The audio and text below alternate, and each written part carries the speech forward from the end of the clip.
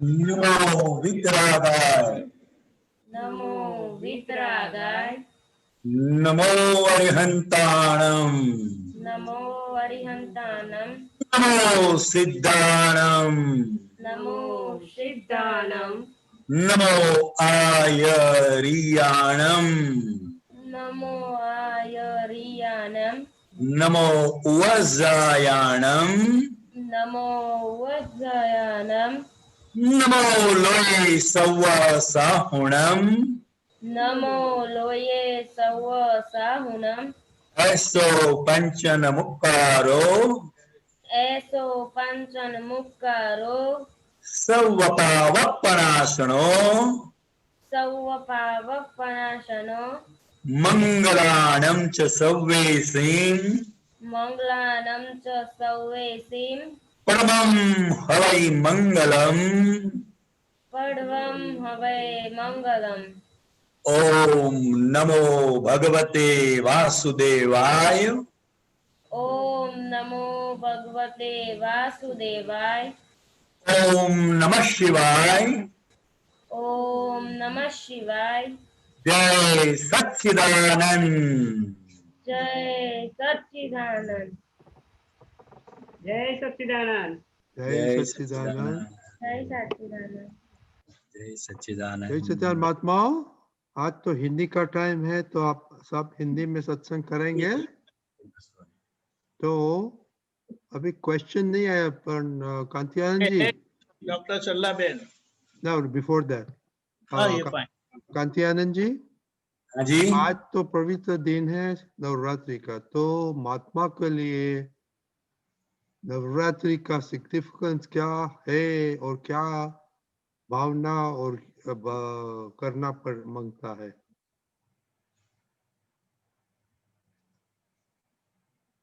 नवरात्रि में आमतौर माता जी की भक्ति, पूजन, अर्चन, गरबा, मतलब कई प्रकार से भक्ति की जाती है, मगर वो प्राकृतिक भक्ति है, प्रकृति की भक्ति है। मगर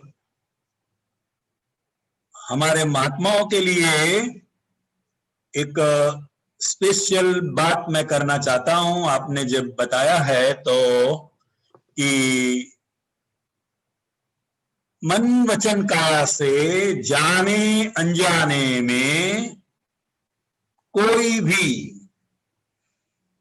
देवी देवता का कानून हमसे भंग हो गया हो तो प्रत्यक्ष दादा भगवान की साक्षी में हम क्षमा मांगते हैं, क्षमा मांगते हैं, क्षमा मांगते हैं और प्रार्थना करते हैं कि फिर से कभी भी कोई भी देवी देवताओं का कानून भंग न हो, ऐसी हमें शक्ति दे, शक्ति दे, शक्ति दे।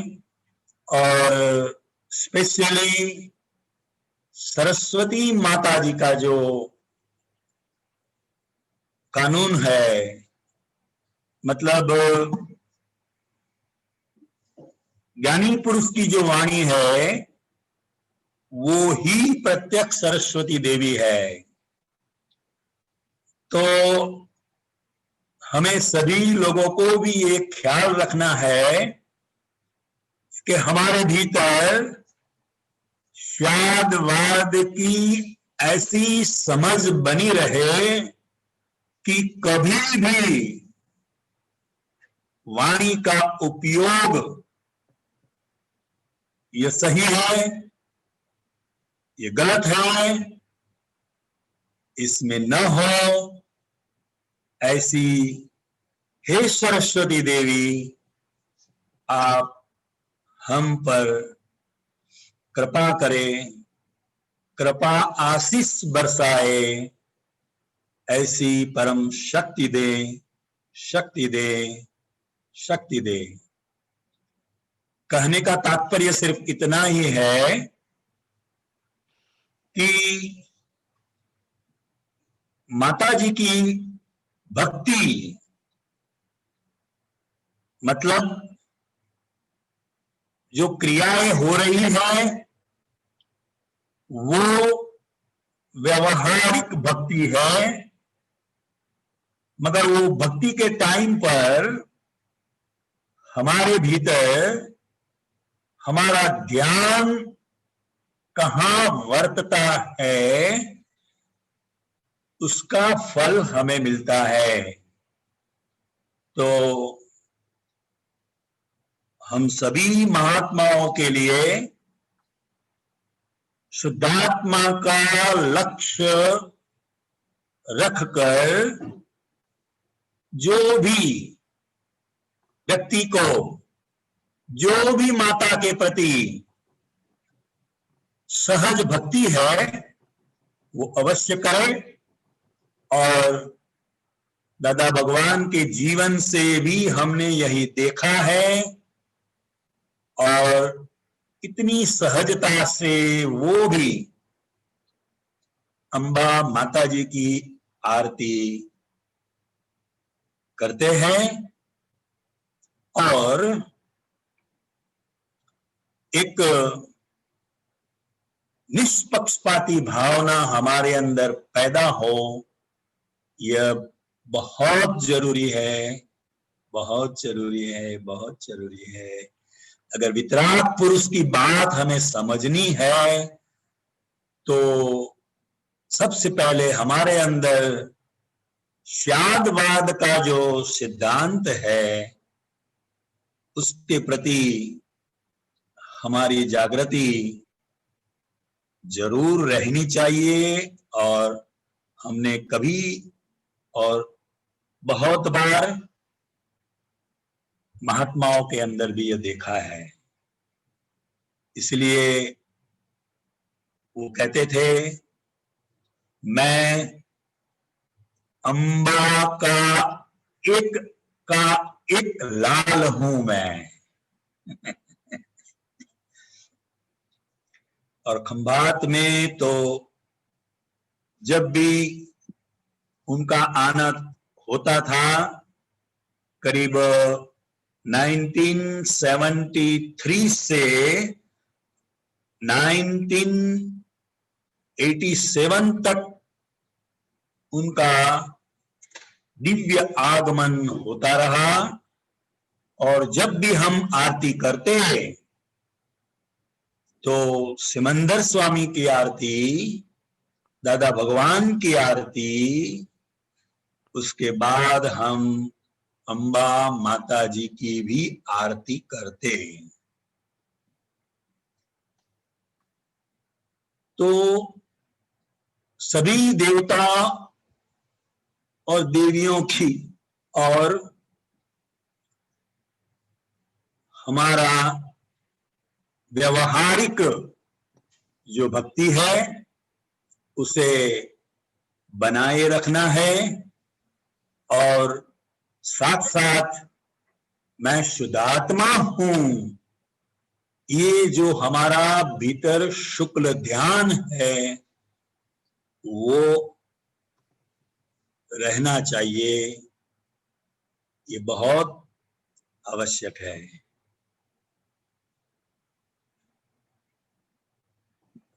बहुत बढ़िया। तो इसमें से 2 क्वेश्चन होता है, बाद में हम क्वेश्चन करेंगे, ऑडियंस में जाएगा महात्मा के लिए कि आपने एक बताया ध्यान करते हैं तो फल आते हैं। तो अपने महात्मा को तो एक तो शुद्धात्मा हो गया है, पर एवरीडे लाइफ में एवरीडे एक्टिविटीज में कुछ न कुछ ध्यान किया जाता है।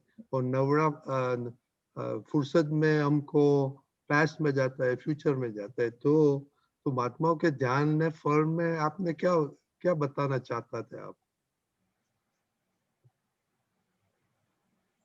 वर्तमान का मतलब क्या है कि हमारे भीतर क्या वर्तता है वो हमारे लिए वर्तमान है। मन को,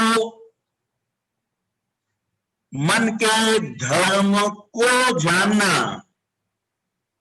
वो शुद्धात्मा का धर्म है, वो हमारे लिए वर्तमान है। Very good. क्योंकि मन तो भूतकाल में भी जाएगा और भविष्य में भी जाएगा। वर्तमान में रहना मतलब मन की मृत्यु। हाँ, महात्माओं के लिए सिर्फ इतना है कि मन जो है वो विचार के तौर पर वो उसके धर्म में रहकर वो खाली हो रहा है। मन तो मन के धर्म में ही है, मगर शुद्धात्मा का धर्म क्या है? तो कि अंतःकरण के सभी धर्म को जानना, और वही हमारी जागृति है, वही हमारी जागृति है। तो कि मन क्या है?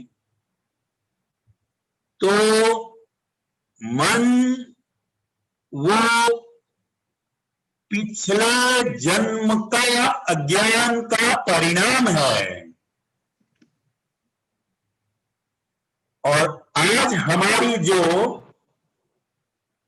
ज्ञान की समझ है वो मन के साथ तालमेल नहीं बैठता है, और मन के साथ आज हमारी जो ज्ञान की समझ है उसका तालमेल नहीं बैठना, वो हमारे लिए आंतरिक तप है।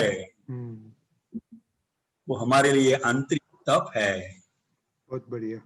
और दूसरा क्वेश्चन था, आपने बताया कि दादाजी 1973 से 87 तक खंभात आते रहते थे, तो कभी नवरात्र में आए, यू रिकॉल के आए थे और उसका वातावरण रिकॉल कर सकते हैं? अभी मुझे इतना तो याद नहीं है, मगर जो महात्मा के घर पे दादाजी ठहरते थे, उनके घर का ये नियम था कि रात के टाइम पर माता जी की आरती करना, उनका नियम था। तो हम तो पहले सिमंदर स्वामी परमात्मा की आरती करते हैं, दादा भगवान की आरती करते हैं, फिर दादाजी से प्रार्थना की कि हम, अगर आपकी आज्ञा हो तो हम ये आरती कर सकते हैं। दादाजी ने कहा हाँ। तो मतलब कहने का तात्पर्य क्या है कि कभी कभी ऐसी गलत मान्यता लोगों के अंदर रॉन्ग बिलीफ के तौर पर बैठ जाती है कि अब हम तो परमात्मा की भक्ति करते हैं, हम तो भगवान की डायरेक्ट भक्ति करते हैं, तो अभी ये देवी देवताओं को नमस्कार करना और देवी देवताओं के मंदिर में जाना अब कोई आवश्यकता ही नहीं है। ऐसी एक गलत मान्यता भी होती है, मगर वो व्यवहार दृष्टि से सही है, क्योंकि जिनको जैसा संयोग मिलता है वैसी ही समझ उनको मिलेगी। मगर ज्ञानी पुरुष का एक आदर्श व्यवहार होता है, उन्हें कोई भी मंदिर में जाकर दर्शन करने की आवश्यकता नहीं है, कोई भी माता जी के मंदिर में जाकर दर्शन करने की आवश्यकता नहीं है, क्योंकि जिनकी दृष्टि जीव मात्र के अंदर तत्व स्वरूप यानी कि शुद्धात्मा का दर्शन हो ही रहा है, मगर ज्ञानी पुरुष का जो व्यवहार होता है वो आदर्श व्यवहार होता है। अगर हम मंदिर में नहीं जाएंगे तो हमारे पीछे जो लोग हैं वो भी मंदिर जाना बंद कर देंगे। वास्तव में उनको आवश्यकता है, इसलिए हमारा व्यवहार आदर्श होना चाहिए कि हमारे पीछे कोई ऐसा गलत एक फॉलो शुरू न हो जाए। इसीलिए वो पूरा आदर्श व्यवहार के साथ वो अपने स्वरूप में निरंतर रहते थे। बराबर, बहुत बढ़िया। अभी कांतियानंद जी, अभी बहुत क्वेश्चन आ गए तो हम महात्माओं का क्वेश्चन सुनेंगे। सरला जरूर। या जय सच्चिदानंद कांतियानंद जी। जय सच्चिदानंद। સરલાને વર્ષોથી મીન્સ નાનપણથી માતાજીની આરતી કરવાની ટેવ હતી અને પછી છે તે ઇવન હું અમદાવાદ ભણતી હતી તો પણ હું ભદ્રકાળી જઈને દર રવિવારે હું ત્યાં જતી ને દર્શન કરતી, નારિયેળ દીવો કરતી। आप हिंदी में बोल सकते हैं तो हिंदी में बोलना। हाँ, बोल सके तो मतलब जो भी समझती उसके हिसाब से करते थे हम। अब दादाजी का ज्ञान लेने के बाद तीनों आरती होती है, श्रीमंद स्वामी की, दादाजी की और माताजी की आरती होती है। और आज भी जब भी हम नवरात्रि में हम પહેલેથી આદત હતી એટલે બધું થાય છે, પણ હવે છે તે માતાજી આરતી સહજ પ્રકૃતિ થાતી ભજના તુજ કરતા એ કરીએ થાય છે। अच्छा। હા, અને પ્રાર્થનામાં એ હોય છે, અત્યારે અમારે ક્લબ હાઉસ અહીંયા છે, એમાં બધા ઇન્ડિયન અમે કમ્યુનિટીમાં રહીએ છીએ, તો એ કહે તમારા માતાજીને લઈ આવજો, એટલે હું મૂકવા ગઈ હતી તો માતાજીને ત્યાં પધરામણી કરવા, અને પછી છે તે અંદરથી ભાવ થઈ ગયો કે માતાજી બધાની તંદુરસ્તી બક્ષજો, બધાને સહજતા અને પ્રેમથી જીવવાની શક્તિ આપજો। આ બધું આપણે જે હવે આપણને ભાવના હોય છે તે બીજાને સુખ આપવાની જ હોય છે, અને પહેલા પણ હતી કદાચ, કારણ કે નાનપણથી મધરે એવું શીખવાડેલું કે કોકને કોઈનો ધક્કો ખાઈએ કે કોઈનું કામ કરીએ તો આપણને ગળાની સેવા કરીએ તો આપણને સુખ મળે, એ બધું એટલે એ રીતના તો કરતા હતા। તો ઓવરઓલ આપણે પ્રકૃતિની સહજતા અને માતાજીના કાયદા અને 9 કલમોમાં આપણે જે કઈ આપણે જે બધા પ્રાર્થનાઓ કરીએ છીએ, જે 9 કલમો અંગે આપણે જે પ્રતિક્રમણ થાય છે, એમાં ને એમાં શું ફેર છે એ મારે સમજવું હતું।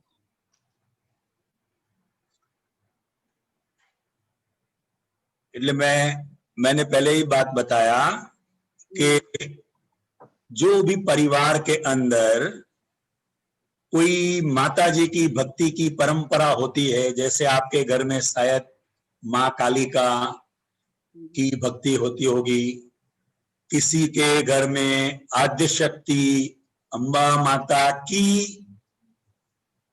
भक्ति होती होगी, किसी के घर में लक्ष्मी देवी की होती होगी। तो इस तरह वो अपने सरला बहन का व्यवहार है, अब जिस परिवार में वो व्यवहार है, मगर अब आप जो कर रहे हैं वो फाइल का संभव से निकाल में जाएगा। किसमें जाएगा? क्योंकि सरला बहन की ये प्रकृति ही ऐसी हो गई है कि आप आरती करे बगैर रह नहीं सकेंगे। ठीक है? तो अधूरापन लगता है। हाँ, अधूरापन लगता है। हाँ, दूरापन लगता है, क्योंकि ये अपना व्यवहार है। ये क्या है? व्यवहार। पहले अज्ञान दशा में हम जो भी भक्ति करते तो कुछ पाने के लिए करते थे। मैं ये भक्ति करूंगा तो मैं ये पूजा करूंगा, मैं ये यज्ञ करूंगा, मैं ये नवचंडी यज्ञ करूंगा तो मुझे ऐसा ऐसा लाभ होगा।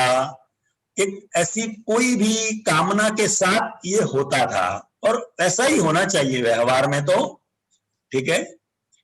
मगर ये 9 कलमों की जो हम शक्ति मांग रहे हैं, वो एक इतना बड़ा सूक्ष्म साइंस इसके पीछे कार्य कर रहा है कि जो महापुरुष के पास ये सभी शक्तियां आज प्रकट हुई है, तो वो पुरुष के पास जब हम कोई भी शक्ति मांगेंगे, ये 9 कलमों तो ये जनरल पब्लिक को शक्ति मांग सके, इसीलिए ये फॉर्मेट रखा है। मगर हम हमारे फाइल नंबर 1 की जब कोई हमें वीकनेस दिखाई देती है, तो वो वीकनेस को दूर करने के लिए भी हम शक्ति मांग सकते हैं।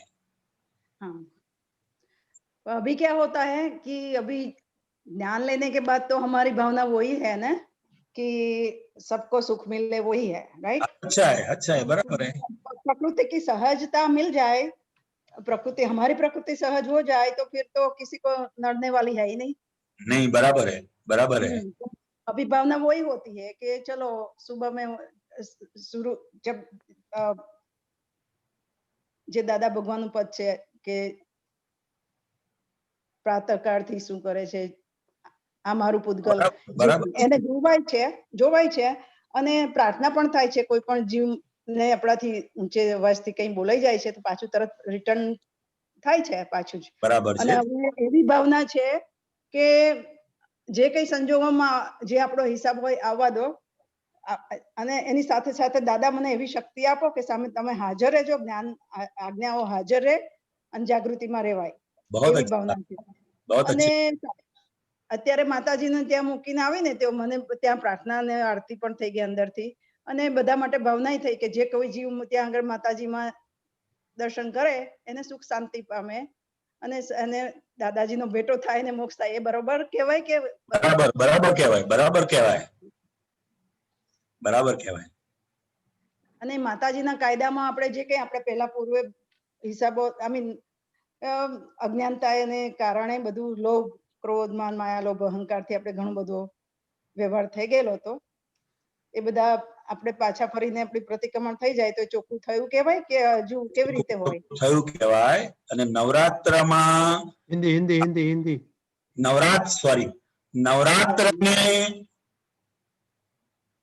हमारे सभी महात्माओं को यही प्रार्थना है कि देवी देवताओं का कायदा का भंग हुआ है तो उसके लिए प्रतिक्रमण करें, क्षमा मांगे, शक्ति मांगे, क्योंकि ऐसा हो ही जाता है। हम जिस माता की भक्ति करते हैं, कोई दूसरी माता की बात करता है तो उसके प्रति हमारे भीतर द्वेष खड़ा हो जाता है, जाने अनजाने में। जैसे हम तो तीर्थंकर भगवान की भक्ति करते हैं, हम तो ये ब्रह्म स्वरूप परमात्मा की भक्ति करते हैं, तो अब कोई देवी देवताओं को नमस्कार करने की जरूरत नहीं है, दर्शन करने की जरूरत नहीं है। ऐसी रॉन्ग मान्यता लेकर लोग चल रहे हैं आज। मगर वास्तविकता क्या है तो कि हम व्यवहार के साथ है, निश्चय अकेला नहीं है। और व्यवहार के अंदर हमारे जो भी अंतराय है, जो भी विघ्न है, तो ये देवी देवताएं उसको दूर करने में एक निमित्त के तौर पर कार्य करते हैं। કારણ કે કનુ દાદાજી આપણે ઘરે ઘણી વખત આવ્યા છે અને ઇવન ઘરે 10-10 દિવસનો પ્રોગ્રામ હોય મારા ઘરમાં અને બધું સરસ રીતે બધું થતું હોય। કામકાજ તો બધા માટે મને સત્સંગમાં બેસવાનો ટાઈમ નહોતો હોતો, પણ બીજું બધું ઘણું બધું થતું હતું। પણ છેલ્લે પાછું હું ધીરેથી દાદરો ચડી ઉપર જતી હોય, માતાજીનું મંદિર ઉપર છે, તો દાદાજી એમને દેખાય એટલે પાછા ઉપર આવતા અને બધું સમજાવતા હતા ઘણી બધી વસ્તુ. બરાબર, બહુ એટલે એમણે પોતે પણ આરતીમાં જોઈન થઈને બધા મહાત્માઓને સમજાવ્યા છે. એટલે મીન્સ કે સત્સંગ એ ઉપર નીકળ્યો તો ઘણો બધો પ્રકૃતિની સહજતા ઉપર. અને એમાં મને એવું સમજાવ્યું કે પ્રકૃતિ જ્યાં સુધી છે ત્યાં સુધી સહજતા તો જરૂરી છે. અને 9 કલમો થી આપણે જે સાફ થાય છે કે જે કંઈ આપણાથી મન વચન કાયાથી ઘણા બધા દોષો તો થયા જ છે. સલાની પ્રકૃતિ તો બહુ જ હાર્શ હતી. કોઈને પુરુષ જેવી પ્રકૃતિ હતી. કોઈ કશું બહુ વધારે ગડબડ કરે તો જે કે હાથમાં આવે તો 4 પુરુષોને પાડી દે એવી પ્રકૃતિ હતી. એટલે તે વખતે બહુ બધી ભૂલો થઈ છે અને ઘણો અફસોસ થયો છે. માફી તો સુરવીર જ હોય ને. હાજી. એટલે ઇવન ચાલુ ગાડીએ જમ્પ મારવાય તૈયાર, એટલું બધું સામે મારવા એ થઈ જાય, એટલું બધું હાર્શ પ્રકૃતિ હતી બહુ જ. અને પ્રકૃતિને સહજતા માટે માતાજીને ભક્તિ કરવાથી ઘણું બધું ફેર તો પડ્યો છે. અને અત્યારે પણ માતાજીના મંદિરે બેસીને મારા પ્રતિક્રમણ તરત જ મને પોતાની ભૂલો હજારો લાખો દેખાય છે. બહુ અચ્છા. અને હવે આજે કન્ટિન્યુઅસ સત્સંગથી જેમ સત્સંગ થાય, જે સબ્જેક્ટ ઉપર થાય, આંખમાંથી પાણી બંધ જ નથી થતા, એટલા દોષો દેખાવા માંડ્યા છે. બહુ જય સરસ. સચ્ચિદાનંદ. જય સચ્ચિદાનંદ. જય बहुत સચ્ચિદાનંદ. है। પિતાબેન,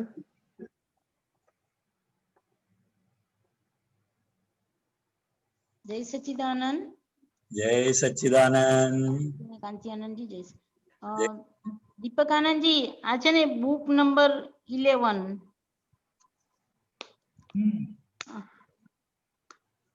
પાનું નંબર 51, 16/5/76 મુંબઈ. બોલું? હા. હા બોલો. દાદા ભગવાન કે છે સાહેબજી, દાદા ભગવાન કે છે કે સાત પ્રકૃતિ જતી રહે તો તેને સહાયક સંકિત અવશ્ય થાય. એમાં 7 પ્રકૃતિમાં દાદા ભગવાન કે છે પહેલા ક્રોધમાન માયા લોભ એ અનંતાનુબંધી 4 જાય, અને પછી છેલ્લે 3 મિથ્યાત્વ મોહની અને મિશ્ર મોહની અને સમ્યક્ત્વ મોહની, છેલ્લે એ 3 જાય. દાદા ભગવાન કે છે આ 7 પ્રકૃતિનું એમાં આ મિથ્યાત્વ મોહની, મિશ્ર મોહની ને સમ્યક્ત્વ મોહની એ 3 પ્રકૃતિ થોડીક સમજાવો ને સાહેબ. હા, તમે એક બોલો એટલે એના આપ. હા, મિથ્યાત્વ મોહની, मिथ्यात्व मोहनी, मिथ्यात्व मोहनी बाद में। मिथ्यात्व मोहनी का मतलब क्या है? हाँ जी, मैं गीता बहन हूं, यह जो रॉन्ग मान्यता थी वही सबसे बड़ा मोह था, जिसके कारण मैं शुद्धात्मा हूं ऐसा लक्ष्य बैठता नहीं था. बरोबर. मिथ्यात्व हुआ तो मिथ्यात्व मोहनी. हाँ. दूसरा कौन सा है? दूसरा है मिश्र मोहनी. मिश्र मोहनी मतलब मैं गीता बहन हूं और मैं ही यह सब कर रही हूं. अहंकार कर्ता पद के साथ कर्म का बंधन हो रहा था. सभी प्रकार की धार्मिक क्रियाओं करने के बाद भी कर्म बंधन हो रहा था. क्योंकि पाप को हम कर्म बंधन समझते हैं. हाँ जी, हाँ. और पुण्य भी कर्म बंधन है. हाँ. ऐसी समझ बहुत कम लोगों को होती है. इसीलिए आजकल दुनिया के अंदर मान्यता के तौर पर जो भी धर्म चल रहे हैं वो हम क्या करें तो इससे पुण्य का बंधन हो और हम भौतिक रूप में सुखी हो जाए. ऐसा है. हाँ. એટલે મિશ્ર મોહની બંનેમાં आत्मा का सुख भी चाहिए और बहन को संसार का भी सभी सुख चाहिए. मिश्र कभी कुछ तय नहीं हुआ है. एग्जैक्ट. तय नहीं हुआ है, समझे? तो ये मिश्र मोहनीय है, तो मिश्र मोहनीय के वजह से सम्यक ज्ञान होता नहीं है, नहीं है। और फिर सम्यक्त्व मोहनीय लास्ट। हाँ, सम्यक मोहनीय मतलब आत्मा के बारे में शास्त्र के तौर पर सब जान लिया, मगर फिर भी भीतर उनको शंका होती है, शंका। हाँ हाँ हाँ आत्मा कैसा होगा, हाँ। कैसा नहीं होगा, आत्मा को जानने से क्या हो जाता है, इसको भी मोह का, आत्मा को जानने का मोह, मोह, हाँ मोह, हाँ सम्यक्त्व मोहनीय, सम्यक्त्व मोहनीय। हाँ जी, हाँ जी, आत्मा का जानने का।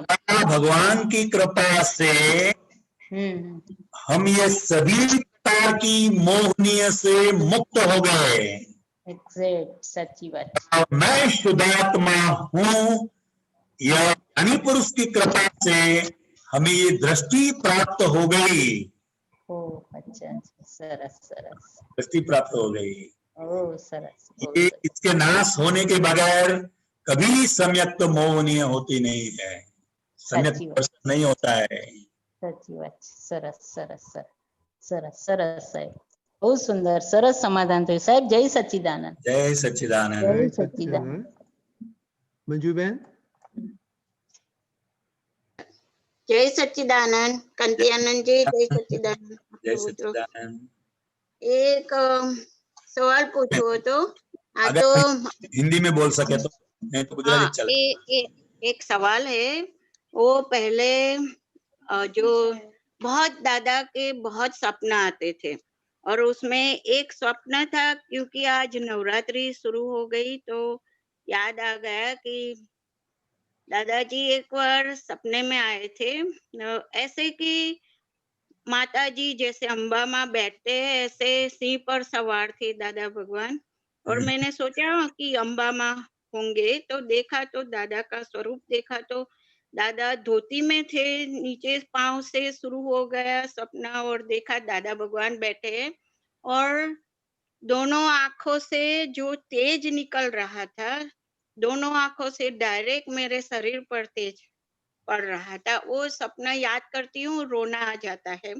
दादा पहले बहुत सपने में आते थे, कोई ऐसे आते थे, बहुत आते थे, अभी नहीं आते हैं दादा, तो क्या कोई गलती हो गई है, क्या है? नहीं, गलती नहीं हुई है, गलती नहीं हुई है। अच्छा।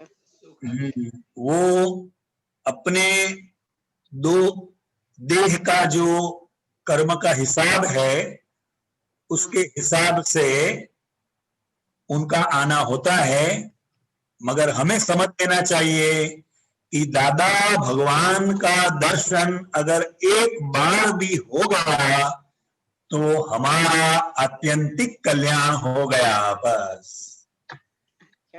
हाँ, वो सपने में नहीं आते हैं, इसका दुख हमें नहीं होना चाहिए।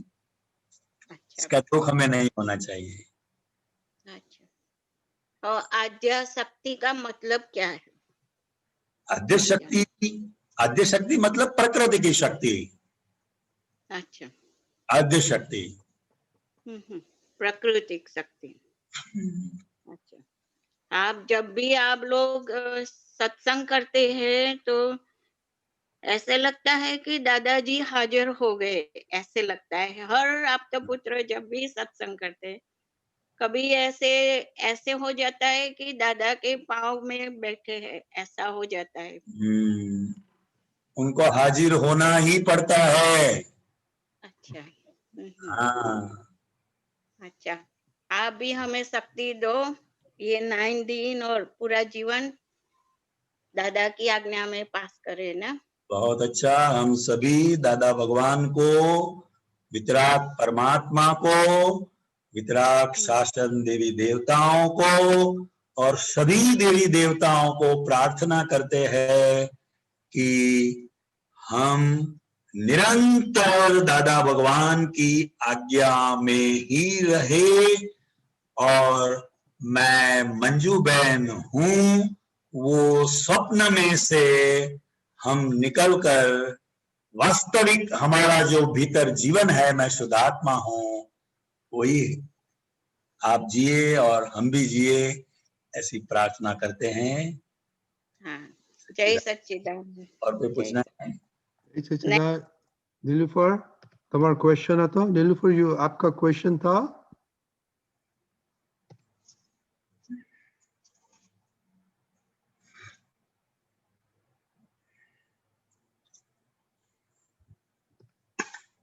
Okay, she's not there.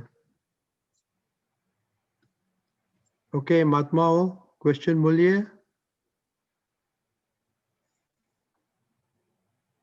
Surya family,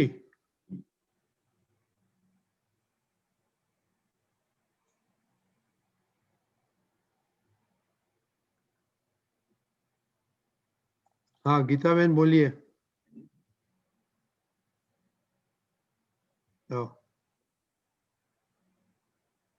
Krishna,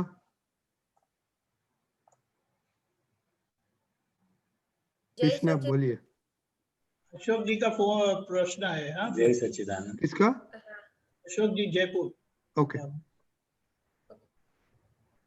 सहजता किसे कहते हैं और सरलता किसे कहते हैं और दोनों में डिफरेंस क्या है?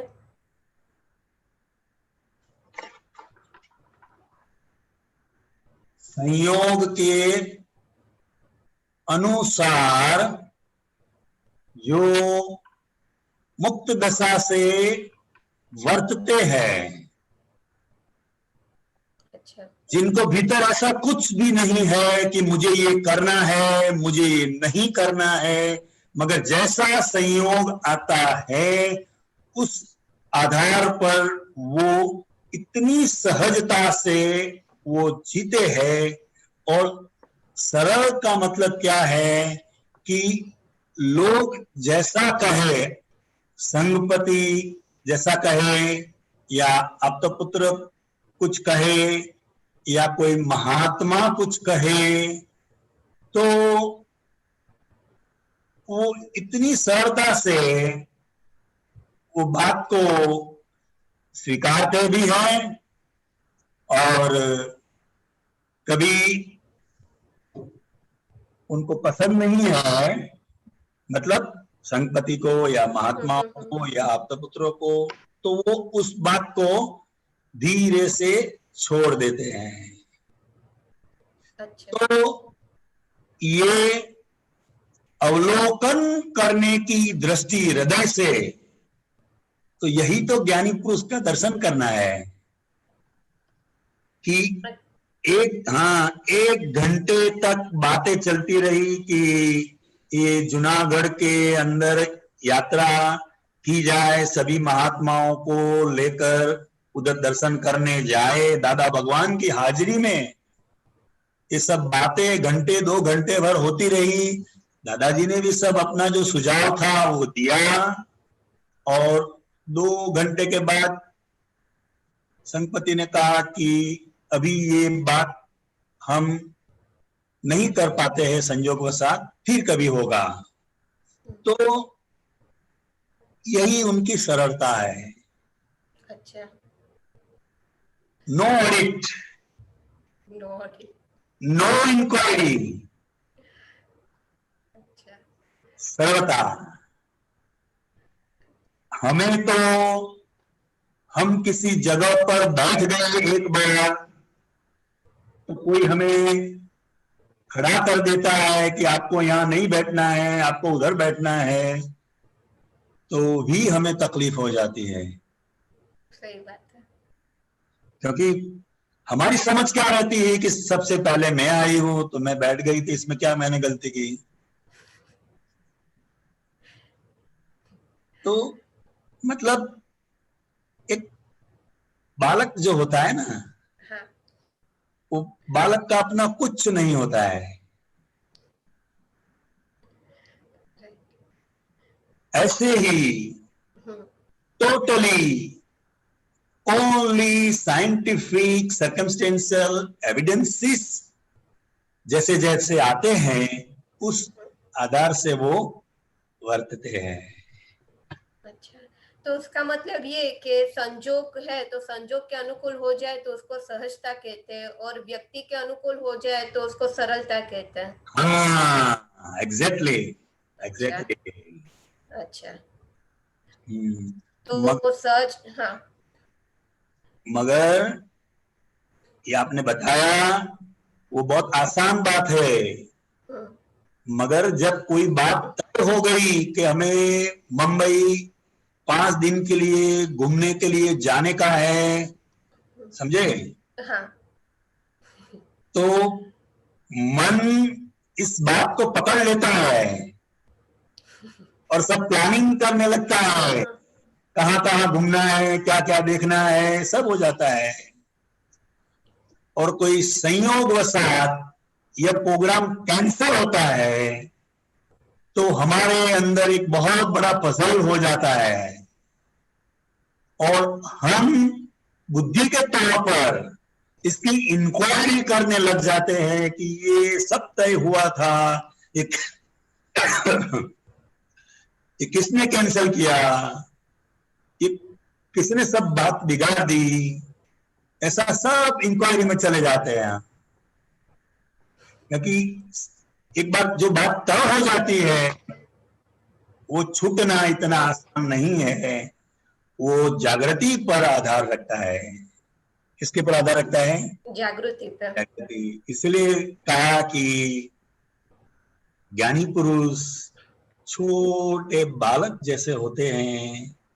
बालक को कभी भीतर कुछ भी नहीं होता है कि मेरे को ये करना है और ये नहीं करना है, यहाँ जाना है, यहाँ नहीं जाना है, कुछ नहीं। बस उसकी मम्मी जो भी उसको करवाती है वो अपने आप सहजता से करता रहता है।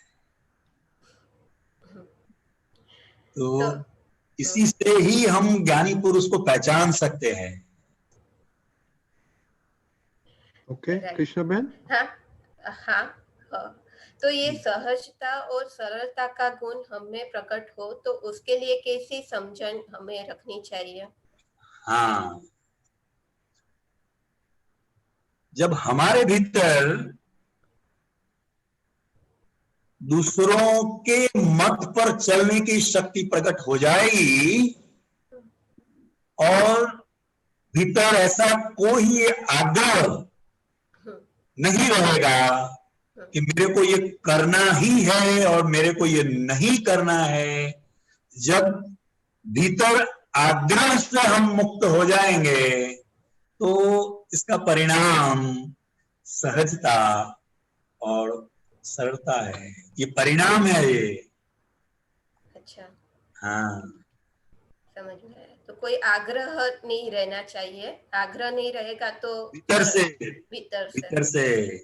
अच्छा, क्योंकि हम भक्ति करते हैं निराग्रही पुरुष की अच्छा, और भीतर हम आग्रह रखते हैं कि यही सही है, यही गलत है, तो वो कभी सहज और सरल नहीं होगा।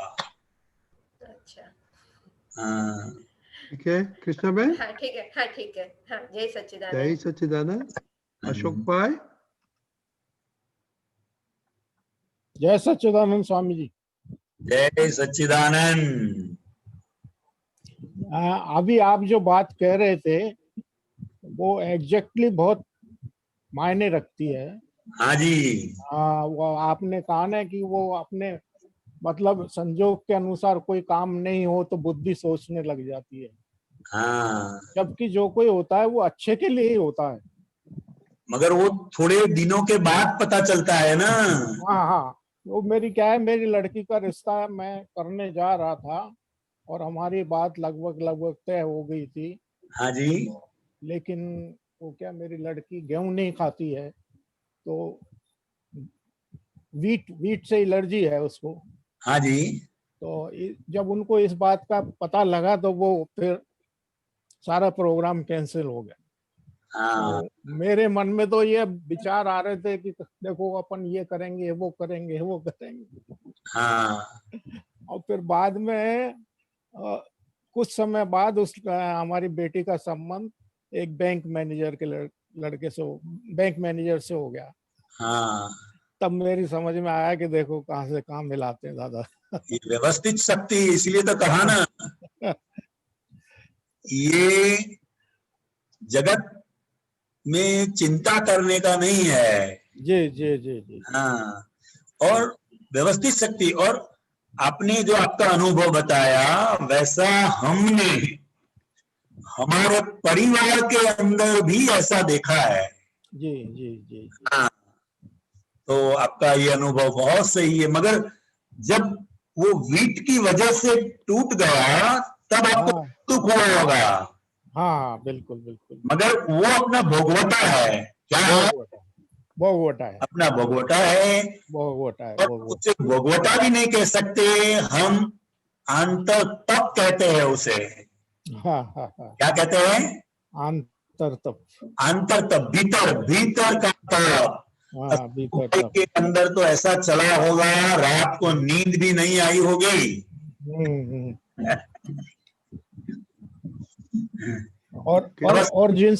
और जिनसे संबंध हुआ ना सर, उनको हमने बताया भी नहीं और संबंध हो गया। फिर बाद में उनको पता लगा तो बोले तुमने बताया भी नहीं, बता देना चाहिए था क्या था इसमें। ऐसी कोई बात ही नहीं। नहीं तो इस इलाज करते दूसरे हिसाब से वो करते। वो दूसरा आटा खाती है फिर। हाँ। सीलियक का आटा आता है वो। अच्छा अच्छा। एक और है सर, कोई आदमी, एक ये मैंने आत्मवाणी में पढ़ा था, कोई आदमी अपना खून करने आया हो परंतु मुझे तो फाइल का संभाव से निकाल करना है, ऐसा भाव मन में उत्पन्न होते ही तुरंत सामने वाले का भाव बदल जाएगा, फिर जाएगा। हाँ। और तलवार या छुरा नीचे रखकर चला जाएगा। हाँ। जो भी संजोग आते हैं अच्छे या बुरे, संभाव से निकाल करना ही है, ऐसी भावना दृढ़ रखनी चाहिए। हाँ, क्योंकि ये आज्ञा धर्म जो है वो दादा भगवान के साइंटिफिक वर्ड्स है। वो क्या है? साइंटिफिक वर्ड्स है। हाँ, हम मोबाइल में जरा सा मिस कॉल करते हैं तो अमेरिका वो मिस कॉल पहुंच जाता है। बिल्कुल बिल्कुल। हाँ, तो ये स्थूल जो इंस्ट्रूमेंट है वो इतना इफेक्टिव है इतने लॉन्ग डिस्टेंस में, तो हमारे भीतर तो आत्मा जागृत हुई है, तो उसका पावर कितना होगा? बिल्कुल। कितना पावर होगा? बहुत बहुत बहुत। अगर वो तलवार उठाएगा, चाकू उठाएगा तो भी उसको अनुभव होगा। जी जी। इतने लोगों को मारा मगर ये आदमी कोई अलग है, इतना प्रभाव करता है। और ये कई आप तो पुत्रों का अनुभव है। आपके उदाहरण से बिल्कुल क्लियर हो गया। हाँ, ठीक है अशोक भाई। हाँ ठीक है सर। जय सच्चिदानंद। विनीता बहन। जय सच्चिदानंद स्वामी जी। जय सच्चिदानंद। मेरा प्रश्न था कि जो संसारिक में जो विघ्न होते हैं वो अपन कहते हैं कि त्रिमंत्र से या देवी देवताओं के नमस्कार से जैसे दूर हो जाते हैं। हाँ। लेकिन अल्टीमेटली अपने को, अपने जो विघ्न है वो अपने को ही उनका निकाल करना है। हाँ, निकाल करना है, मगर अच्छी तरह से निकाल हो, ऐसा जब संयोग होगा तभी आपको त्रिमंत्र बोलने का भावना होगी, नहीं तो आप त्रिमंत्र बोलेंगे भी नहीं। अच्छा। समझे? तो त्रिमंत्र जो है या कोई भी देवी देवताओं की भक्ति है, पूजन है, अर्चन है, यज्ञ है, वो एक वन ऑफ द एविडेंसेस के रूप में काम करते हैं। अच्छा। हाँ, वो माता जी की भक्ति की इसी वजह से यह होगा, ऐसा आम आदमी के लिए बड़ा बड़ा है। मगर महात्माओं के लिए तो व्यवस्थित शक्ति करता है। बराबर। तो माता जी की जो भक्ति है वो एक वन ऑफ द एविडेंसेस के रूप में है, या हम कोई मानता मानते हैं या कोई विधि करवाते हैं तो उससे ही हो जाता है, ऐसा महात्माओं को नहीं समझना है। बहुत से एविडेंसेस जब मिलते हैं तो उसके अंदर ये माता जी की भक्ति का एक वन ऑफ द एविडेंसेस के रूप में मिलने से कार्य हो जाता है।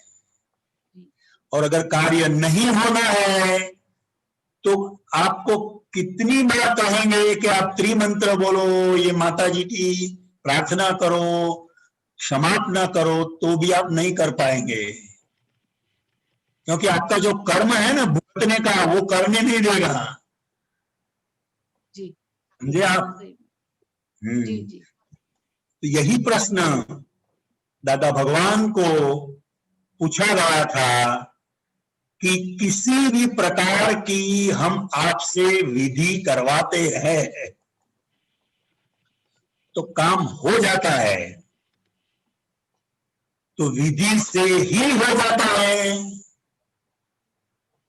तो दादा भगवान ने बताया, आपका जब काम होने वाला है तभी तो आपके भीतर ख्याल आएगा कि चलो हम दादाजी से बात करें और उनसे विनती करें कि हमारे लिए इतनी विधि कर दें।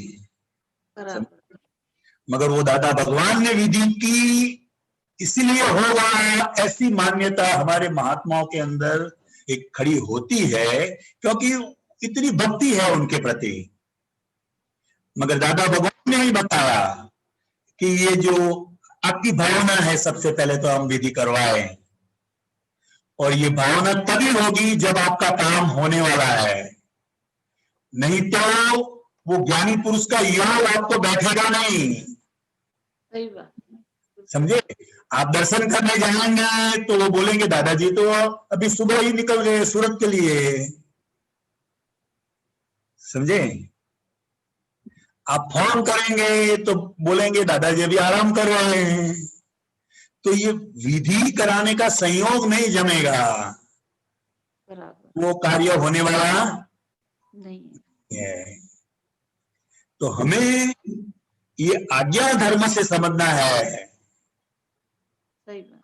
हाँ, कि जब सभी साइंटिफिक सर्कमस्टेंशियल एविडेंसेस इकट्ठे होते हैं तभी कोई कार्य अपने आप होता है, निमित्त कोई भी हो। सही बात। हाँ ठीक है विनीता बहन। हाँ, जय सच्चिदानंद। जय सच्चिदानंद। लास्ट क्वेश्चन है हेमंत भाई।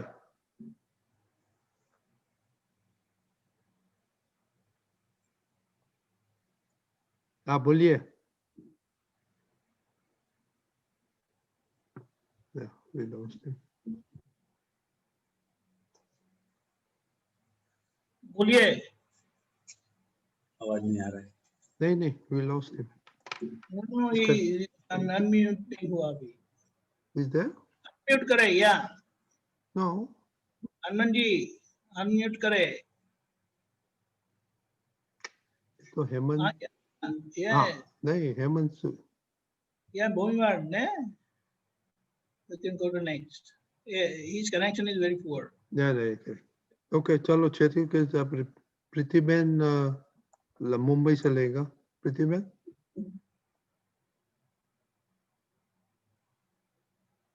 प्रीतिबेन अनम्यूट करिए।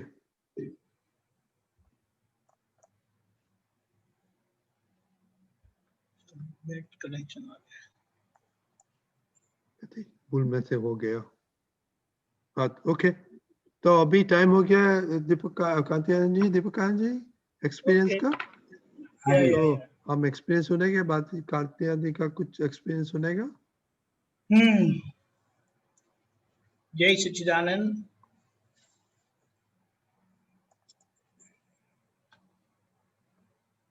अनम्यूट करे करुणा बहन। हाँ ओके हो गया, शी इज देयर। जय सच्चिदानंद। आज हमारे बीच जो आ रहे हैं वे पुणे के हैं, अहमदाबाद भी रह चुके हैं और देखते हैं उन्होंने दादा भगवान को कैसे समझा है, ज्ञान पाया है, ज्ञान का कैसे उपयोग करते हैं, उनको क्या लाभ हुआ है, उनका अनुभव सुनेंगे और हम दादामय होंगे। जय सच्चिदानंद। पधारिए करुणा बेन। जय सच्चिदानंद। जय सच्चिदानंद। श्री सिमंदर स्वामी, अरिहंत परमात्मा, वात्सल्य मूर्ति दादा भगवान, परम पूज्य कनु दादा श्री और सर्वे आप्त पुत्रों और सभी महात्माओं को मेरा नमस्कार। जय सच्चिदानंद। जय सच्चिदानंद। दादा भगवान से सबसे पहले मैं 2003 में मैंने देखा था दादा भगवान को तिवरी में। पापा ने 2003 में ज्ञान लिया था और वो हमको 14 फरवरी वैलेंटाइन डे के दिन तिवरी लेके गए थे और फर्स्ट टाइम मैंने दादा भगवान को देखा था। जब मैंने उनको देखा तो मैं कुछ पल के लिए तो सब भूल गई थी कि क्या हो रहा है और मैं उनको देखती रही और मैं फर्स्ट टाइम उनको देखी थी। फिर सब उस रूम से बाहर चले गए थे हॉल से और मैं वहीं रुक गई। फिर घर वालों ने आवाज दिया और मैं फिर पीछे गई। मुझे पता नहीं क्या लगा, मुझे समझ में नहीं आया कि मैं, ऐसा लग रहा था कि वो सच में मेरे सामने बैठे हैं। ऐसा नहीं था कि वो फोटो के अंदर है, ऐसा मुझे लगा कि वो सामने सच में बैठे हैं और देख रहे हैं। फिर 2000 पापा ने वहां से चरण विधि की बुक ली थी और हम सभी भाई बहनों को दिया था और हिंदी के जो पेज होते हैं उस पे टिक करके और बोला रोज ये करना है। पर ज्यादा तो कुछ पता नहीं था, बस पढ़ते थे कि हाँ, पर समझ में कुछ ऐसे आता नहीं था कि क्या है ये एग्जैक्टली। फिर 2008 में मेरी शादी हो गई। फिर मैं बैंगलोर गई तो साथ में आप्तवाणी पापा ने सब दिया था मुझे, जो मेरी चरण विधि की बुक थी उस पर नेम भी लिख के दिया था उन्होंने पहले ही, वो मैं लेके गई। वहां मैं बिल्कुल अकेली थी, मतलब हस्बैंड और देवर इनके साथ ही मैं रहती थी, तो टाइम ही नहीं मेरा निकलता था क्योंकि यहाँ पर जॉइंट फैमिली थी और वहां पर मैं बिल्कुल अकेले। तो मैं जब विधि करती थी, मतलब पूरी तो ज्ञान विधि नहीं, बाकी जो जो बताया था, तो मुझे अच्छा लगता था उस वक्त। फिर जब वो हो जाता था फिर मुझे वापस खाली खाली सा लगता था कि मैं क्या करूं। ऐसे करके चला। फिर 2015 में हम अहमदाबाद शिफ्ट हुए और जब पुणे में थी पहले, तब पापा बोलते थे कि ज्ञान विधि होती है, तुम्हें लेना है तो तुम आओ, बट बच्चे बहुत छोटे थे तो मेरा पॉसिबल नहीं हो पाया अकेले जाना पुणे टू बड़ौदा। फिर अहमदाबाद आए, उसके बाद में संजोग बना तो पापा ने बोला कि ऐसा ऐसा है, तुम आएंगे? हमने कहा हाँ। तो 3 महीने बाद ही हमको सौभाग्य मिला। और फिर अच्छी बात ये भी थी कि मेरा और मेरी सिस्टर का नाम लिखा गया था, बट वो आ ना सकी तो पीयूष और मैंने साथ में ही ज्ञान लिया था और पापा ने बच्चों को रखा था पीछे। पर जब मैं जा रही थी तब पीयूष मेरे साथ नहीं थे। Just a minute, Piyush Piyush gate बंद करो ना। तो रास्ते में ही मेरा बैग चोरी हो गया। तो पीयूष पीछे से आए थे और पापा जोधपुर से निकले थे बस में, तो मैंने कहा मैं इनके साथ चली जाऊंगी पापा के साथ। और सुबह अर्ली मॉर्निंग का टाइम था अहमदाबाद पहुंचने का उनको, मैं वहां से चढ़ गई। जब केलनपुरी आया तो मुझे बहुत एक्साइटमेंट था कि मैंने कभी देखा नहीं था कि कैसा है, क्या है, ये भी है, मतलब बहुत मैं खुश थी। फिर जैसे ही केलनपुरी आया, मैं उतरी, देखा कि मेरा बैग ही नहीं है। तो मेरा सारा जो गुस्सा था वो चला गया, सारा बैग में मेरा मन चला गया कि अरे मेरा बैग चोरी कैसे हो गया। कभी मेरा 10 रुपया भी किसी ने नहीं लिया और मेरा बैग चोरी कैसे हो सकता है। और मैं मतलब बिल्कुल शॉक हो गई। फिर वहां से गए, केलनपुरी पहुंचे, सत्संग का टाइम था। तो फिर मैं सत्संग में बैठी तो मुझे कुछ समझ में कुछ नहीं आ रहा था कि आपके पुत्र क्या बोल रहे हैं। मेरे दिमाग में बस वही था कि मेरा बैग चोरी कैसे हो गया। फिर और पापा ने कुछ किया ही नहीं, कुछ नहीं करा, बस आ गए हम लोग। फिर वहां पे आपके पुत्र सत्संग कर रहे थे तो उन्होंने बोला कि कोई बोलना चाहेंगे, प्रश्न है किसी का। मुझे ध्यान नहीं था सत्संग में, फिर भी मेरा हाथ एकदम से ऐसे हो गया। वो बोले बोलो, तो मुझे पता ही नहीं चला कि मैंने हाथ खड़ा किया क्या, तो क्योंकि मेरा ध्यान उधर था ही नहीं सत्संग में। तो फिर मैंने बताया सुबह ऐसे ऐसे हुआ। तो बोले कि अभी आप क्या करोगे, अभी इतने दिन आप यहाँ कैसे रहोगे, तो मैंने कहा नहीं, आज का मेरा सुबह मैंने 3 बजे ही सब मैं होकर आई थी अच्छे से कि अभी आगे के दिन। तो मैंने कहा हस्बैंड आज रात को ही आने वाले हैं तो मेरा नया बैग लाएंगे। क्या फिर क्या है, आपको तो परेशानी ही नहीं हुई, जो आपको उसमें मोह था वो बस इतना ही था कि मतलब उस वक्त मुझे समझ में नहीं आया कि उन्होंने मुझे कैसे समझाया, मुझे इतना समझता नहीं था। फिर ज्ञान विधि लिया, ज्ञान विधि की लेने के बाद रात में जो मैंने नींद ली थी वैसी मैंने कभी नहीं ली थी। मुझे पता नहीं क्या ही लगा था कि मैं कौन सी दुनिया में थी, ऐसा मैंने कभी एक्सपीरियंस नहीं किया था। तो वो एक अलग बात मुझे बहुत अच्छी लगी। फिर नेक्स्ट ईयर ही वापस वही टाइम था शिविर का, और हम रात वाले सत्संग में बैठे थे और एकदम से बच्चे चिल्लाते चिल्लाते आए। मेरे बच्चे दूसरे और बच्चों के साथ खेल रहे थे बाहर कि आंटी आंटी, पता था कि ये बच्चा इनका है, तो बोले वो गिर गया, उसको बहुत ब्लीडिंग हो रहा है। तो मैं एकदम से डर गई, मैंने कहा ये क्या हुआ। गई बार देखा कि उसको तो पूरा ब्लड से था, और फिर फटाफट उसको हॉस्पिटल लेके गए, बहुत स्टिचेस आए। फिर पर मैं कुछ नहीं, ना तो मैं रोई ना मैंने कुछ और रिएक्ट किया। अदरवाइज तो मैं कुछ हो जाता, बच्चों को कट भी लग जाता था पहले, तो मैं उल्टा उनको डांटती थी कि ये क्यों किया तुमने, और फिर मैं कुछ रिएक्ट ही नहीं कर पाई। पर बाहर बैठी थी तो मुझे पहली बार शंका भी आई कि मैं यहाँ आई और यहाँ ऐसा क्यों हुआ। फिर लगा कि ये ज्ञान लिया फिर भी ऐसा क्यों हुआ, मेरे साथ क्यों हुआ, मेरे बच्चे के साथ क्यों हुआ।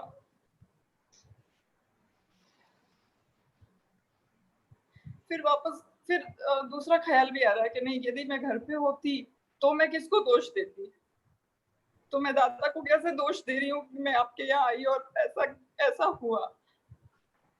फिर मैं काफी नॉर्मली थी, ज्यादा मैंने नहीं किया जितना मैं पहले करती थी। ऐसे करके मुझे बहुत मतलब इतना पता नहीं चलता था, पर जब मैं वहां होती थी और सत्संग के सेशन लेते थे आपते पुत्र, तब मुझे बहुत समझ में आता था। फिर घर जाते थे तो कुछ दिनों में वापस भूल जाते थे। फिर वहां से ही मतलब भाव सर जी साहब से और सबसे कनेक्टिविटी हुई कि भाई अहमदाबाद में भी यहाँ पे होता है। तो मैं जाने लगी पार्श्वनाथ हॉल में, और वहाँ बच्चों को लेके, तो वहाँ बच्चे बैठते ही नहीं थे, बहुत सबको भी डिस्टर्ब करते थे और बहुत परेशान होता था सबको। तो मैंने वहां भी जाना बंद कर दिया। तो एक दिन बिहारी आनंद जी का घर पर आना हुआ, तो उन्होंने बोला कि आप वहां क्यों नहीं आते हो, आजकल दिखते नहीं हो। तो मैंने कहा मैं नहीं आती हूँ, बच्चे ऐसा ऐसा करते हैं। तो वो बोले कि नहीं, बच्चों को लाओ, वो शो करते, एक दिन ऐसा आएगा कि वो खुद कहेंगे कि आप हमको वहां लेके जाओ। और सच में ऐसा ही हुआ, चाहे पार्श्वनाथ हॉल हो, लपका मठ हो, हम हर जगह पहुंचते थे क्योंकि मैसेज के थ्रू ग्रुप बन गया था, तो सब इंफॉर्मेशन मिलती थी।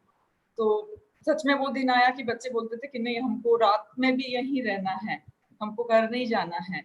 उनको भी वहाँ फ्रेंड सर्कल बन गया था और इंजॉय करते थे वो लोग। फिर वहां पे मेरे को एक दिन बहुत कमर दर्द था, मैं अकेले मतलब बैठी थी कुर्सी पे, और उस दिन भी हरियाणा जी का ही था।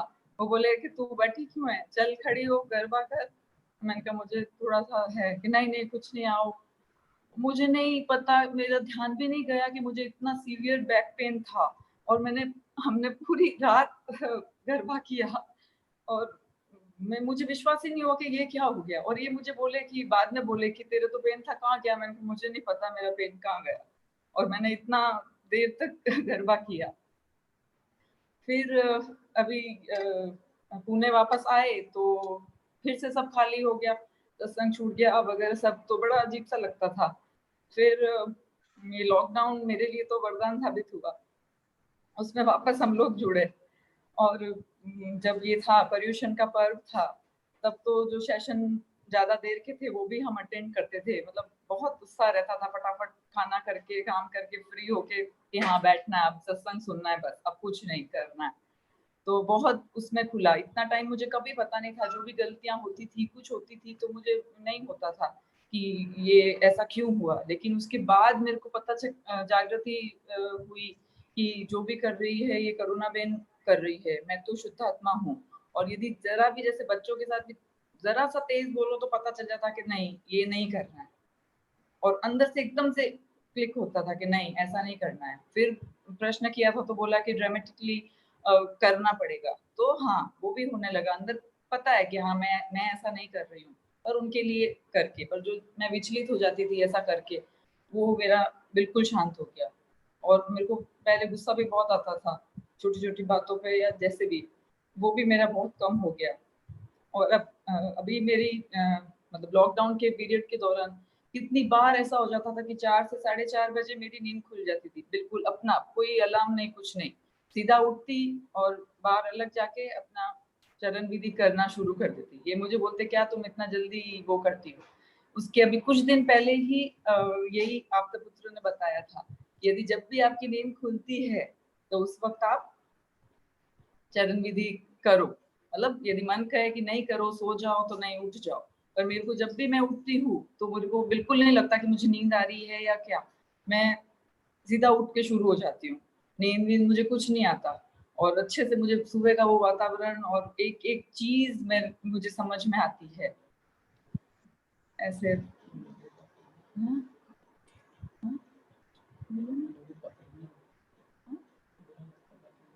हाँ हाँ, उस बीच में बहुत शादी के बाद जैसे ना किसी ने ये कह दिया वो कह दिया, ज्यादा कुछ ऐसा कुछ नहीं था, पर कोई कह देता था, पर मैं उस वक्त कभी जवाब नहीं दे पाती थी।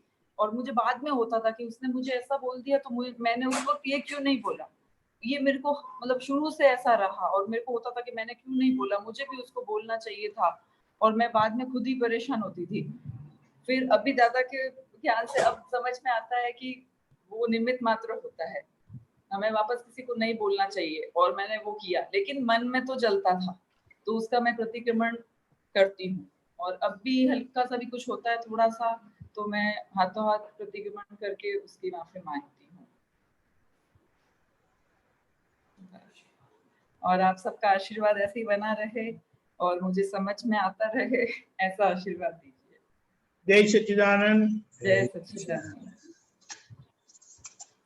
अभी मैं अपने होम टाउन में हूँ, जोधपुर में। अभी मैंने कुछ दिन पहले क्वेश्चन भी किया था कि हम लोग जाए या ना जाए, उससे बहुत अच्छा सोल्यूशन मिला और हम इस तरह से आए, ऐसा लग रहा था कि हम गाड़ी में नहीं है, दादा हमको प्लेन में उड़ा के लेके, हेलीकॉप्टर होता है पर्सनल, वैसे हम लोग आए। ऐसा सफर मैंने इतने सालों में कभी नहीं किया जो हमने ये टाइम में किया। बहुत बहुत अच्छा लगा। और अभी मैं अपने पापा के यहाँ पर हूँ।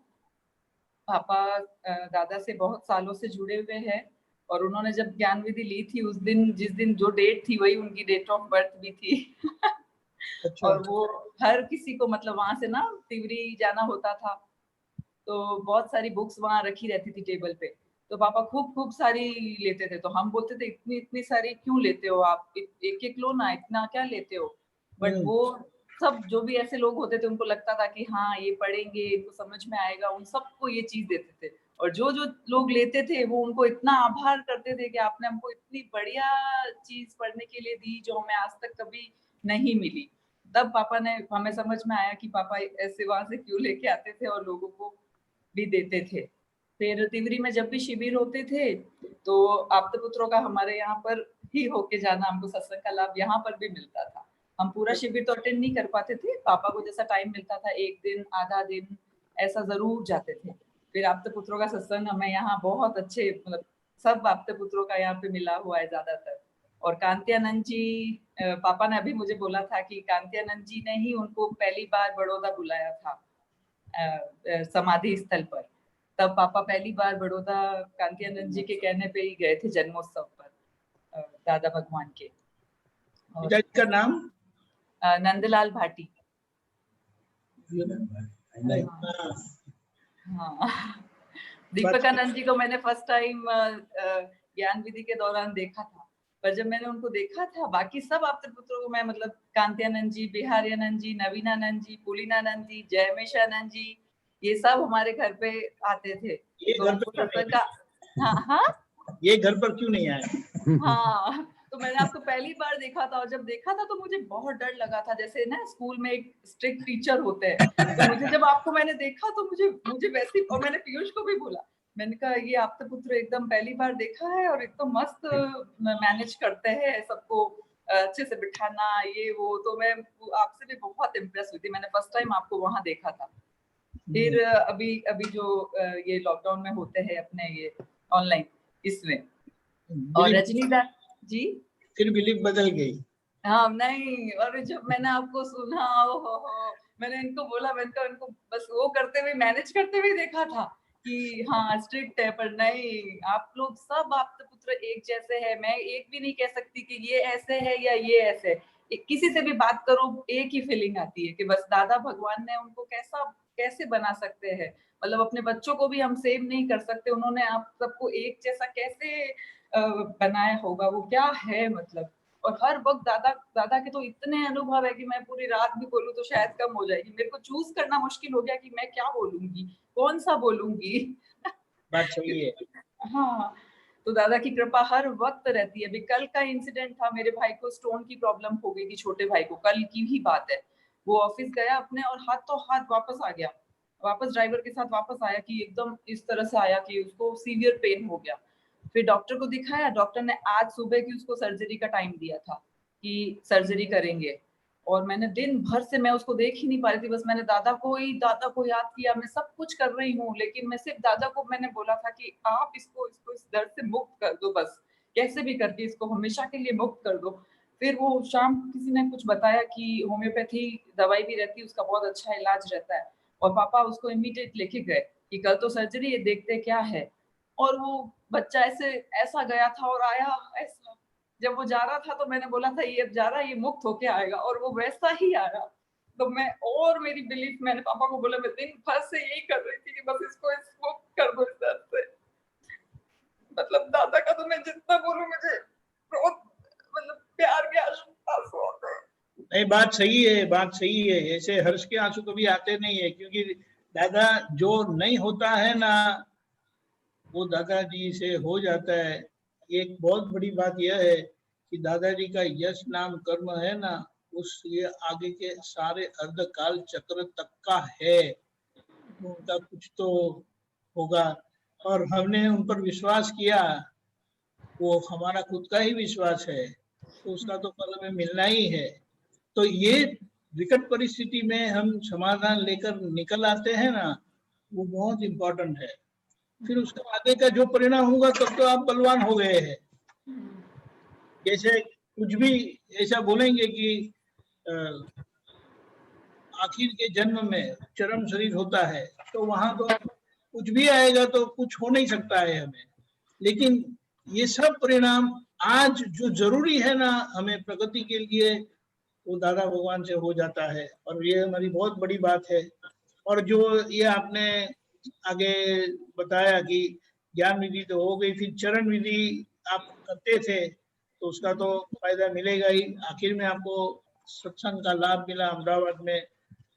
तो और वो जो आपने बताया, बिहारी आनंद जी ने बता दिया, सत्संग में नहीं आते बच्चे, तो ऐसा है, बच्चे तो खेलते ही रहेंगे, कोई परिस्थिति नहीं है, वो अपने फ्रेंड्स ढूंढ निकालते हैं। लेकिन यहाँ बच्चे खेलते रहते हैं और ज्ञान पाते रहते हैं। हमें लगता है कि बच्चे खेलते हैं, लेकिन नहीं, वो सुनते भी है। उनको ये माहौल मिलता है ना, तो उसका कोई वर्णन नहीं हो सकता है। आपने जो बैक पेन का बात किया कि वो कैसे किया, ये दादा भगवान ही कर सकते हैं। ये जादू नहीं है, ये जादू नहीं है, ये विज्ञान है। हमारा चित्त दर्द से दूर हुआ, वो ऐसे हो नहीं सकता, लेकिन वो दादा भगवान ही दर्द से हमारे चित्त को दूर कर सकते हैं। कनेक्टिविटी ऐसी है, वो हम उनको याद करना, यानी हमें हमारे स्वरूप में बैठ जाना।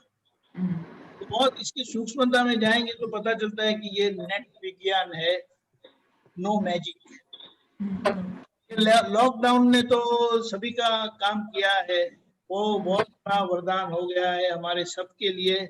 इतने दूर होते हुए भी हम इतने निकटता से और दादा के नजदीक आए हैं, ज्यादा उनकी पहचान हुई है और सब दादा स्वरूप होते जा रहे हैं। तो ये तो बड़ी अच्छी बात है, जागृति बढ़ गई है और आपकी ये भावना है, आपको पूरे आशीर्वाद है। आप सुबह में जल्दी उठकर विधि करते हैं, ये तो बहुत अच्छी बात है। चरण विधि बोले कि अगर आप सत्संग में नहीं आ सकते, लेकिन ये चरण विधि करेंगे तो ये आप भजना करते हैं, कीर्तन करते हैं, आपकी आराधना करते हैं, तो ये हमें अपने स्वरूप के साथ जोड़ देते हैं। और ये आपका तो बड़ा अच्छा अनुभव है, सभी जगह पर आपको दादा पर विश्वास आ गया है, वो आप पूरा काम कर लेंगे। और बच्चे भी देखो कितने अच्छे हो गए, अभी कैसे पूछते हैं, तो हमारे पूरे आशीर्वाद है सभी आप लोग का, सभी महात्माओं का। जय सच्चिदानंद, खूब खूब धन्यवाद आपने। जय सच्चिदानंद। और रजनी दादा हम सबके दादा हो गए हैं। अरे बिल्कुल। बच्चे एक दिन आ गए थे अचानक, तो बोले ये तो हमारे दादा हैं। तो मैंने बोला नहीं, ये हमारे भी दादा हैं। बोले अच्छा, मैंने कहा हाँ ये हमारे भी दादा हैं। आप सबका बहुत बहुत धन्यवाद। सौभाग्य मिला मुझे, आपने जो दिया आज बोलने का अवसर, उसके लिए मैं बहुत थैंकफुल। जय सच्चिदानंद करुणा, बहुत अच्छा। मैंने कुछ गलत बोला है तो सॉरी। आप बहुत अच्छा एक्सपीरियंस बोला है, और अभी पापा को भी बोलना कि हम लोग को उनका एक्सपीरियंस सुनने का है। तो अभी थोड़ा कांति आनंद जी को सुनेगा, बाद में त्रिमंत्र बोलाएगा आचार्य फैमिली के साथ। कांति आनंद जी, आप थोड़ा आपका एक्सपीरियंस सुनाओ, बाद में त्रिमंत्र बोलेंगे। हाँ, अभी ये बहन जी ने बताया ना कि ये आप्तपुत्रों, इतने सारे आप्तपुत्र लोग जो है वो दादा भगवान के साथ कैसे जुड़े, और सभी की भिन्न भिन्न प्रकृतियां होते हुए भी मात्र एक जगत कल्याण की भावना से दादा भगवान से हमें जो सुख मिला, वो सुख पूरे विश्व को मिले, यही भावना के साथ आज हम लोग सभी साथ जी रहे हैं। और हमारा जीने का आधार सिर्फ दादा भगवान का प्रेम स्वरूप है, बस और कुछ नहीं। सच्चिदानंद, वेरी गुड। अभी त्रिमंत्र बुलाओ तो करुणा, वो पीयूष और अपने बच्ची को हो तो बुलाना हमको। त्रिमंत्र बोल।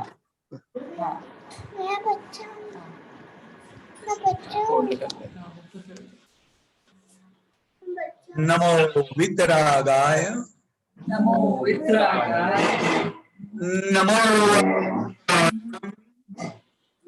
हरिहंताणं, नमो सिद्धाणं, नमो सिद्धाणं, नमो आयरियाणं, नमो आयरियाणं, नमो वज्रायाणं, नमो वज्रायाणं, नमो लोये सव्व साहुणं, नमो लोये सव्व साहुणं, ऐसो पंचन मुक्कारो, ऐसो पंचन मुक्कारो, सव्व पावप्रणाशनो, सव्व पावप्रणाशनो, मंगलाणं च सव्वेसीं, मंगलाणं च सव्वेसीं, परमं हवै मंगलम्, परमं हवै मंगलम्।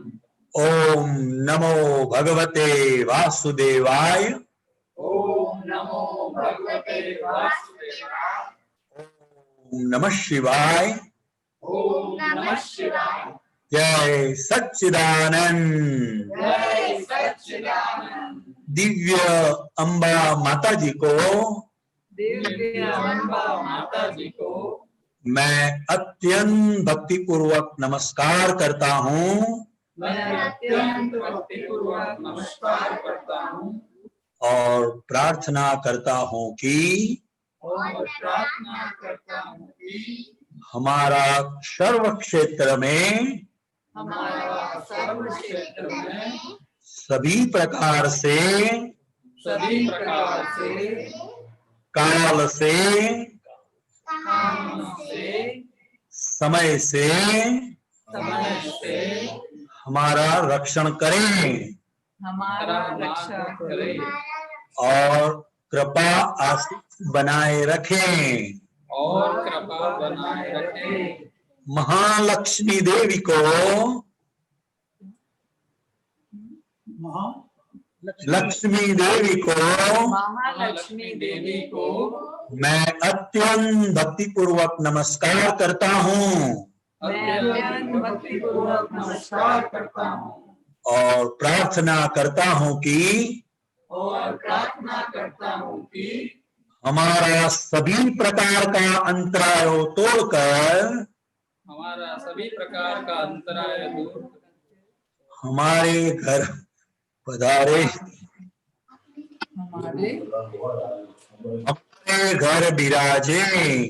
हमारे घर विराजे, जय सच्चिदानंद। जय सच्चिदानंद।